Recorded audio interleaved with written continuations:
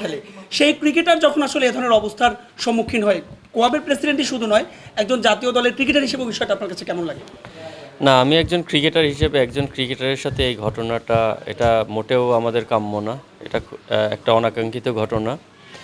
আর এছাড়া শুধু ক্রিকেটার হিসেবে না, একজন সাধারণ মানুষের ক্ষেত্রেও এই ধরনের ঘটনা ঘটা উচিত না। অলরেডি আমরা দেখেছেন এটার তীব্র নিন্দা জানিয়েছি এবং আমাদের পক্ষ থেকে যে অ্যাক্টিভিটিগুলো করার দরকার ছিল আমরা সেই কাজগুলো করছি এবং সাথে সাথে ক্রিকেট বোর্ড কালকে রাত থেকেই কিন্তু অ্যাক্টিভ। আমরা যদিও আমি নিউজটা পেয়েছি আজকে সকালে, কারণ কালকে আমার ম্যাচ ছিল, ম্যাচ শেষে আমি ঘুমিয়ে গিয়েছিলাম। সকালে উঠে নিউজটা দেখার সাথে সাথে আমি নাইমের সঙ্গে যোগাযোগ করি, তার সঙ্গে আমার কথা হয়েছে। ইরফান ওখানে গিয়েছে আমাদের প্রতিনিধি হিসেবে, ইরফান ওর ফ্যামিলির সাথে কথা বলেছে। তো স্টিল ইভেন তামিম ভাইয়ের সঙ্গেও আমার কথা হয়েছে, তারা জিনিসটাকে খুব সিরিয়াসলি নিয়ে তাদের দিক থেকে যতটা সম্ভব সর্বোচ্চ চেষ্টা করে যাচ্ছে। না দেখেন, অ্যাকশন তো হচ্ছে, অ্যাকশন তো থেমে নেই, অ্যাকশন চলছে। তো অ্যাকশন যদি অটোমেটিক চলে তাহলে তার আমাদের অ্যাকশনে যাওয়ার কোনো দরকার নাই। আমাদের আসলে এটার বিচার চাই। তো এটার যদি সুষ্ঠু বিচার হয় তাহলে তার অ্যাকশনে যাওয়ার কোনো প্রয়োজন নেই। দেখেন, আমি মনে করি প্রত্যেকটা প্রফেশনে ভালো আছে, খারাপ আছে। কিছু খারাপ মানুষের কারণে পুরো ওই প্রফেশনটা প্রশ্নবিদ্ধ হয়। পুলিশ কিন্তু শুধু যে খারাপ কাজ করে তা না, তারা কিন্তু অনেক ভালো কাজও করে সমাজে। তো আমরা একজন দুইজনকে দিয়ে পুরা পুলিশ জাতিকে আমরা কলঙ্কিত করতে চাই না, কারণ পুলিশের প্রতিনিয়ত আমাদের সিকিউরিটি ইনশিওর করে। আমাদের প্রত্যেকটা অ্যাক্টিভিটিতে কিন্তু তাদেরকে আমাদের অনেক প্রয়োজন হয়।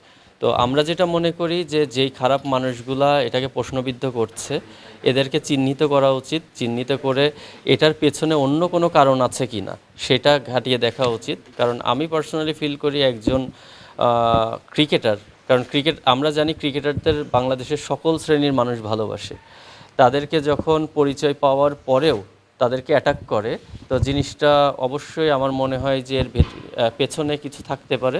এই জিনিসটা আমার মনে হয় সংশ্লিষ্ট যারা আছেন তাদেরকে জিনিসটা ঘাটিয়ে দেখা উচিত। ভাই, কালকে নাইমের জন্য একটা বিশেষ দিন ছিল। কালকে জিম্বাবুয়ে সিরিজের স্কোয়াডে সে ফিরেছে, তো সেই জিম্বাবুয়ে যাবে, সে তার জন্য সাইকোলজিক্যালি ফ্রি থাকাটা অনেক ইম্পর্টেন্ট ছিল। কিন্তু এই মুহূর্তে এই ট্রমাটা তাকে বেয়ার করেই হয়তো জিম্বাবুয়ে যেতে হচ্ছে। মানে এইসব কারণে পুলিশের কারণে কি ন্যাশনাল টিমেরও একটা ক্ষতি হয়ে গেল কিনা? না দেখেন, প্রত্যেকটা মানুষেরই কিন্তু স্বাভাবিক জীবনযাপন করার রাইটস আছে। তো ও একজন হিউম্যান, ও ক্রিকেটার, তার আগের পরিচয় ও একজন মানুষ, সাধারণ মানুষ। তো আমি মনে করি আমি ওর সাথে কথা বলে যতটুকু বুঝেছি যে ওর শারীরিক থেকে মানসিকভাবে ও বেশি ভেঙে পড়েছে। আর এটা খুবই স্বাভাবিক। সমাজে যখন ও মাথা উঁচু করে জীবনযাপন করে, একজন ক্রিকেটার কিন্তু সমাজের অহংকার, বা ও যে এলাকায় থাকে সবাই তাকে নিয়ে গর্ব করে। তো এরকম সিচুয়েশনে একজনের ক্ষেত্রে এরকম ঘটনা ঘটে গেলে কিন্তু তার জন্য জিনিসটা মানিয়ে নেওয়া অনেক কঠিন। তো আমার মনে হয় এই ট্রমার মধ্যে ও যাচ্ছে। তো আমাদের ক্রিকেট বোর্ড থেকে শুরু করে আমাদের প্লেয়ারদের পক্ষ থেকে সর্বোচ্চ সাপোর্ট ওর প্রতি আছে। আমরা চেষ্টা করব ও যেন এটা যত দ্রুত সম্ভব রিকভারি করে উঠতে পারে। ভাই, ওর সাথে বলছিলেন যে কথা হচ্ছে আর কি, লাস্ট কখন কথা হয়েছে এবং আসলে ওর মানসিক অবস্থাটা এখন কি রকম? দেখেন, আমার সঙ্গে সকালে আমি ঘুম থেকে উঠে যেটা বললাম, ফার্স্ট আমি ঘুম থেকে উঠেই ওকে আমি ফোন করেছি দেখে। আর আমি সাথে সাথে ইরফানের সঙ্গে কথা হয়েছে। ইভেন তাইজুল এখন চিটাগাংয়ে অবস্থান করছে, তাদের সাথেও কথা হয়েছে। তারা ওর কাছে গিয়েছে, ওর সাথে কথা বলছে, ওকে চেষ্টা করছে মানসিক সাপোর্ট দেওয়ার জন্য। এবং ইরফান তার ফ্যামিলির সঙ্গেও আলোচনা করেছে।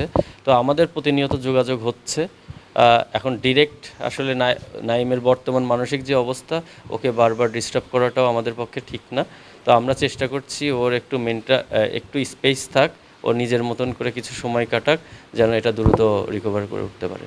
লাস্ট অন ভাই বলছিল আসলে আবিদ অর্থিতে যে সামনে জিম্বাবুয়ের বিপক্ষে সিরিজ আছে, কতখানি আসলে টাফ? আপনি নিজেও ইন্টারন্যাশনাল ক্রিকেট খেলেছেন দীর্ঘ সময়, রিকভারি করে আবার পারফরমেন্সের দিকে পুরোটা মনোযোগ দেওয়া কতখানি আসলে টাফ? দেখেন, এটা ডিপেন্ড করে, ম্যান টু ম্যান ভ্যারি করে, কারণ সবাই মেন্টালি একরকম না।